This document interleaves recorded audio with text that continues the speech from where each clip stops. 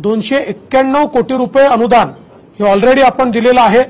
त्यापैकी 161 कोटी अनुदानाचं वाटप हे जवळपास 1,35,000 शेतकऱ्यांना त्या ठिकाणी झालंय।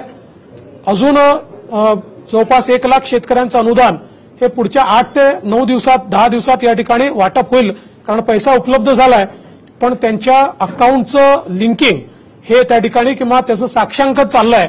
कारण आता आपण नवीन पद्धत सुरू केली आहे।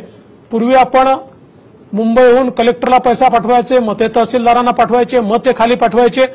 आता आपण थेट मुंबईहूनच शेतकऱ्यांच्या खात्यामध्ये पैसे देतोय, त्यामुळे हे लिंकिंग चाललेलं आहे। त्या संदर्भातली कारवाई चालली आहे। यासोबत मध्यंतरीच्या काळात 2दा ज्या अवकाळी झाल्या त्याचाही निधी आपण पूर्ण दिलाय।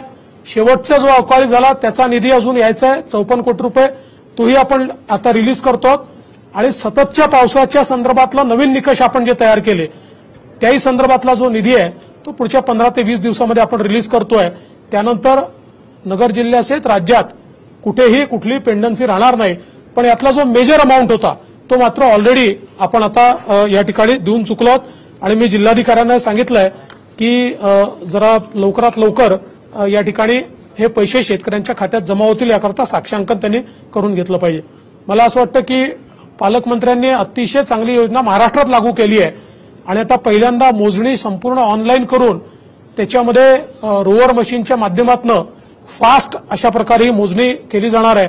त्यामुळे शेतकरी असतील किंवा सामान्य माणूस असेल याला मोठा फायदा या माध्यमातून होणार आहे।